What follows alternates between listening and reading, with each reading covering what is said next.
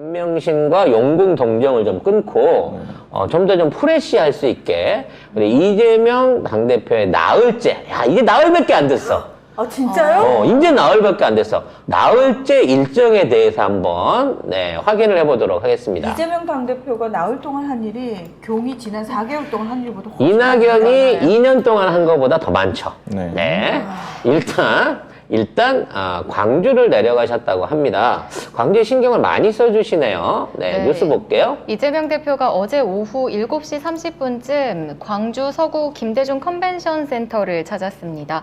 이곳엔 민주당 지역당원들과 광주 시민 등 300여 명이 모였고 민주당 혁신에 대한 얘기를 나눴는데요. 2시간 정도 진행이 됐고 36명의 시민이 마이크를 잡아 소신 발언을 했습니다. 그리고 이재명 대표는 이 자리에서 나온 목소리를 민주당 혁신의 중요한 의제와 과제로 삼아 해결해 가도록 하겠다고 말했습니다. 네, 제가 어제 살짝 잠깐 봤고 저 몇 년 전에 목포에서 이재명 당시 이제 시장님이실 때 토크 콘서트를 같이 해본 경험이 있는데 제가 저희 방송 보시는지 안 보시는지 모르겠지만 혹시 보좌관님들 보고 계신다면 앞으로 지역별로 가시면서 이렇게 시민들과의 대화를 하실 거면은 제가 팁을 하나 드리겠습니다. 시민들한테 미리 저기 포스트잇 같은 거 나눠주시고 거기다 질문을 쓰라고 하세요. 그래서 질문판에 다 붙여가지고 그 질문판을 무대 위에 올려서 이재명 대표께서 답하고 싶은 것들 질문을 이렇게 떼는 방식으로 하는 게 훨씬 효율적일 것 같습니다. 예. 자, 일단 이 타운홀 미팅에 대해서 많은 분들이 그냥 단순한 시민 만난 거 아니냐, 300명 만났다고 하는데 행사가 크고 뭐 좀 왜소하지 않느냐라고 생각하실 수 있는데요. 이거 정치개혁적으로 엄청난 큰 의미를 갖고 있습니다. 첫 번째, 광주 전남을 찾아갔다는 겁니다. 현재 민주당 안에 가장 많은 권리당원들을 배출하고 있는 데가 광주 전남이에요. 인구는 적지만. 근데 이 당원들이 개혁 목소리를 가장 강력하게 내고 있는 지역 또한 전남 광주입니다. 그러니까 그동안 약간 뭐 호남 정치라고 하는 게 기득권 정치로 대물림돼 왔던 바가 있고 또 그와 관련해서 이낙연이라든지 일부 뭐 과거에 있었던 뭐 김대중 대통령 8.1을 했던 동교동계 뭐 이런 애들이 아직도 남아 있어서 지역 토 행세를 하고 있는 지역인 거거든요. 그래서 여기를 찾아가 가지고 앞으로 변화되는 민주당의 목소리를 듣겠다고 했다는 자체가 결과적으로 전국 민주당에 대한 개혁의 첫 발을 전남에서 떼겠다는 겁니다. 근데 거기서 나왔던 가장 중요한 얘기가 뭐냐? 청년 정치인이 제대로 성장할 수 있는 체계적인 방안을 마련하라는 거예요.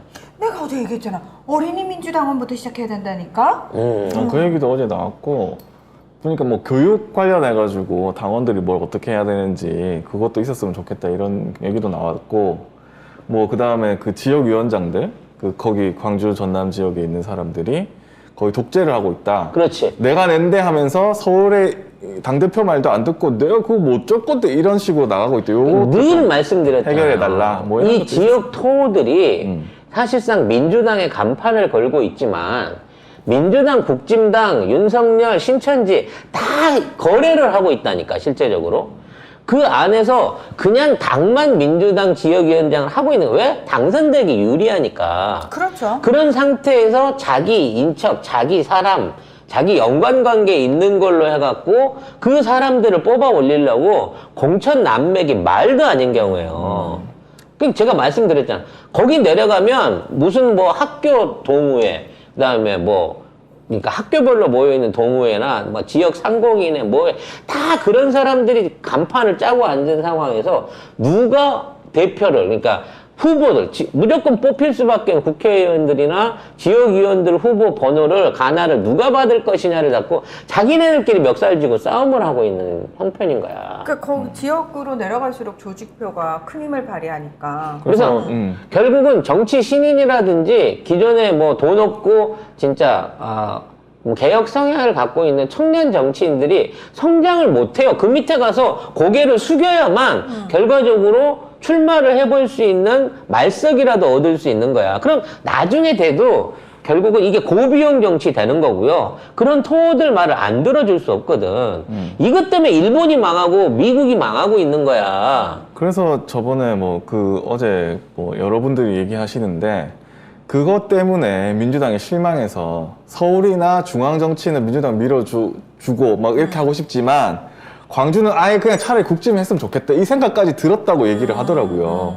그게 얼마나 그러니까 심하면 그러니까 자기네들 뭐 의원들이나 구의원들 뭐 시의원들 국회의원들 뭐 이런 사람들이 자기네 말 안 들어주고 그냥 내가 표를 얼마나 쥐고 있으니까 대의원들 얼마나 내가 쥐고 있으니까 니들만 안 들어도 돼 니들만 안 해줘 그래도 나 뽑혀 이렇게 계속 하는 거예요. 이거를 그래서 바꿔달라고 하는 거예요. 어저께 시리즈하고 이어지는 겁니다.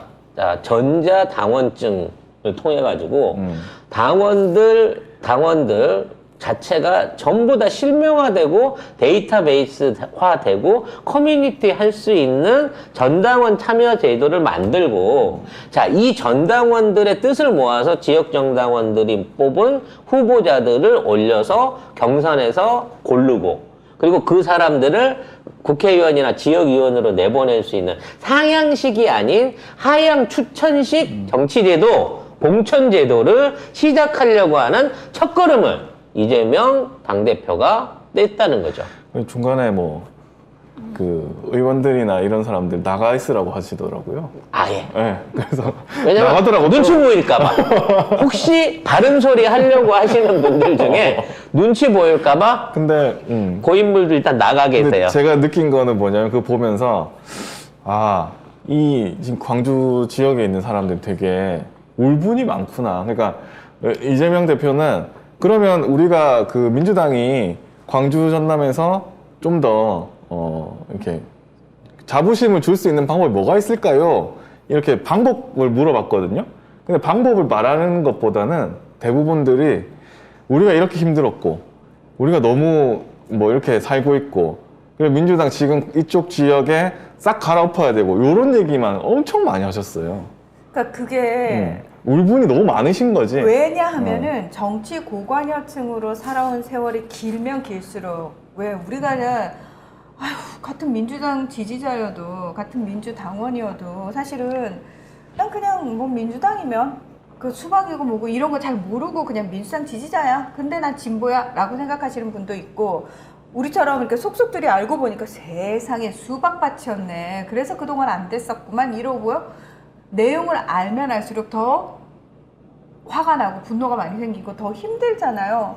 제가 봤을 때는 호남 지역에 계신 분들은 우리보다 훨씬 오래전부터 그렇지. 고관여층이었기 때문에 왜냐면 가장 많은 당원을 보유하고 있었기도 하지만 그 많은 당원들을 이용해갖고 다 수박이 자라고 있었던 거야. 그러니까요. 얼마나 짜증이 나겠어 그분들 진짜. 입장에서는 내가 이러려고 민주당 지지해준 게 아닌데 수박들이 나를 걸음 삼아 무럭무럭 자라났던 거야. 그렇다고 국집 찍을 수는 없잖아 또. 그렇지. 그래 미치는 거지 진짜 미치는 거지, 사람이. 진짜. 이 이중의 아픔을 이 이재명 당대표가 이제 덜어낼 것으로 보입니다. 자, 이것만 한 게 아니에요. 그새 또 한덕수를 만나가지고 네. 타골 작업을 또 진행을 하셨습니다. 어우 제대로 만져주시. 네. 타골 작업이라 하면 뼈 때리기죠. 네. 이렇게 주물러 주신 게 아니고 톡탁톡탁톡탁톡탁을 하셨구나. 네, 뼈를 때려줬는데요. 자, 어떤 얘기를 나누었는지 설전이라고 지금 얘기가 되고 있습니다만 네, 뭔 내용을 얘기했는지 한번 보도록 하겠습니다. 네, 한덕수가 이재명 대표를 축하하기 위해서 예방했는데 이재명 대표는 찾아온 한덕수에게 국민이 직접 합의한 헌법 또는 법규에 부합하게 국정이 이루어져야 한다면서 합리적 기준에 의해 타당하고 공정하게 권한이 행사되고 있는지 총리 입장에서 챙겨보시라고 말했습니다. 그리고 재정 건정성을 이유로 세출은 줄였는데 왜 법인세는 인하했냐, 또 서민들 영구 임대주택을 짓는 예산을 줄일 만큼 급한 일이냐, 이런 민생 이슈에 대한 질문이 이어졌습니다. 정말 이 나라의 대통령이 누군지 모르겠네요. 진짜. 속이 좀 시원하긴 해요. 아니, 이제 뭐 쟤네들이 법인세를 내려버린 거는 어쩔 수 없는데 임대 아파트 짓는 부분에 대해서 왜 이걸 줄였냐라고 얘기하니까 안 살잖아요. 수요가 없잖아. 왜 수요가 없어? 아니 없어서 못 들어가지. 그러니까 경쟁률이 몇 대 1인데 아니 그리고 거기 이상하더라. 실제로 거기 들어가야 될 사람들은 못 들어가고 그렇게 외제차 탄 사람들만 그러니까. 나는 그것도 그 과정도 좀 밝혔으면 아니, 좋겠어요. 3천에 23만 원 내는 17평짜리 아파트에 BMW 벤츠가 득식을 한 거 이게 뭔 경우냐고. 그거 왜 몇 년 전부터 계속 의혹을 제기했으면 그게 어떻게 된 건지에 대해서 뭐 명확하게 밝혀줘야 되는데 아무도 안 이재명 대표님 밝혀주세요. 죄송해요. 믿을 때가 이제 아니 하실 뭘 또 일이 다 많아. 해달래 또. 아니 그럼 누구한테 얘기를 하냐고. 예. 그래서 참. 지금 저쪽 언론 세력들은 호남 홀대론을 끌고 나오면서 호남이 이재명에 대한 지지를 하지 않는다는 방식으로 수박들을 지원하기 위한 일종의 지원 사격들을 하고 있습니다. 본진에 들어가서 지금 수박밭을 다 갈아엎고 계신 거예요. 그렇죠. 이재명 대표는. 자, 이러한 노력으로서의 민주당 내부 안에서의 전당원 투표제 그리고 전당원 커뮤니티 활성화 이거를 전남 지역에서 이뤄낸다고 치면 나머지 지역에서는 그냥 자동으로 빠바바바바바방 다 이루어지게 될 것이다 라는 점에서 이번 행사가 아주 가시적인 결과를 만들어낼 수 있게 되기를 기대합니다. 자, 문재인 전 대통령 관련된 발언도 중앙일보에서 처음으로 다뤄졌습니다. 자, 윤 정부의 민생 집중이 안 되고 있는 점을 우려한다라는 내용이 나왔는데 나는 이걸 왜 중앙이 써주고 있는지 이해가 잘 안 되기는 합니다. 저는 왜 여기에 단독을 붙였는지도 모르겠어요. 저는 중앙이 왜 단독을 붙였는지 알겠습니다. 그래? 일단 내용 한번 보시죠. 네, 문재인 대통령이 이재명 대표 등 민주당 지도부를 만났을 때 윤석열 정부가 경제 위기 문제를 풀어내지 못할까봐 우려된다고 말했다고 지금 중앙일보가 단독 보도했는데요. 중앙일보와 인터뷰한 참석자들의 말을 인용해서 보도합니다. 근데 다 익명이고요. 핵심은 우회적으로 윤석열 정부를 문재인 대통령이 비판했다 이겁니다. 근데 요 부분에 대해서 두 가지 엇갈린 참석자들의 얘기가 나오고 있다는 것이죠. 지금 민생을 팽개치고 정치 보복을 하고 있다라고 얘기했다라고 재선 의원이 말했대요. 재선 의원 누군지 모르겠어요. 근데 또 다른 참석자가 서민 경제를 위해서 협치를 해라는 메시지다. 이거 누군지 알겠는데? 누군지 알 것 같지 않아요? 그 밀정. 고밀정 씨 같은 느낌이 드는 거지. 왜냐면 참석자가 몇 명 안 돼요. 일반 당원이 간 게 아니잖아. 이런 말 할 사람 그 사람 한 명밖에 없는데? 결과적으로 민주당 재선 의원과 다른 참석자가 같은 사람이 아닐까라는 생각을 고밀정 씨한테 앞에서 한번 묻고 아니지. 뒤에서 한번 묻고. 고밀정은 재선 아니에요. 재선은 아니야. 밀정이는 초선이야. 초선이고. 그럼 이 재선 의원은 밀정이는 누굴까? 초선이자 재선은 마지막 제가 볼 때 선이야. 박찬대 의원일 것 같고. 밀정이는 초선이자 마지막 선. 너 이제 마지막이. 너 이제 계약이 끝났어 이씨. 마지막 선이구나. 마지막 선이야 밀정아. 그렇네. 그건 알고 가자. 네. 그래서 이거를 왜 중앙일보에서 했느냐. 아니 대변인이 JTBC 출신이잖아요. 그럼 뭐 하나 해야 될 거 아니야 그쪽에. 한번 도와줘야 네, 되는구나. 한번 도와줘야지. 제목은 그럴듯하게 뽑았지만 별 내용은 없어요. 결론은 고밀정이 생각하기에는 협치하라는 뜻 같아요 라고 하는 거를 맨 마지막에 결론으로 쓴 거네 중앙일보는. 역시 중앙은 중앙이네. 예. 그러니까 뭐 그 또 이제 예전에는 왜 동아일보에서 이런 이상한 단독이 많이 나왔잖아요. 이낙연도 있었고 윤현창도 있었고 그러니까 그리고 다 올라온 게 전부 다 동아일보였거든요. 그러니까 이런 거를 잘 보시면 대변인이 또 JTBC 출신이니까 이제 중앙이나 JTBC에서 민주당 관련 이재명 대표 관련 단독이 많이 나올 것이다. 이 생각이 듭니다. 네. 저는 이제 안타까운 게 이제 국회에서 뭔가 지금 우리가 22개 민생 법안 통과돼야 되고 명신이 특검에 대한 법안 처리에 대한 뭐 후속 보도가 들어와야 되는데 정말 우리나라 정치부 기자들이 다 어디 가버린 것 같아. 이런 기사들을 쓰고 있는 어떤 언론을 못 보겠어요. 어머. 포털에 아예 안 뜨니까. 어머. 난 순간 우리나라에 기자가 있었구나 깜빡 속을 뻔. 이것들이 다 연금 가 있거나 아니면 명신이 따라다니면서 빵집 땡기고 무속집 따라다니는지 모르겠지만 전혀 이와가는 언급이 없다는 게 좀 답답한 상황이다라는 생각이 듭니다. 오늘도 기사의 태반이 전부 다 이재명 소환으로 다 도배가 되고 있는 그렇죠. 소환이 아닌데도 불구하고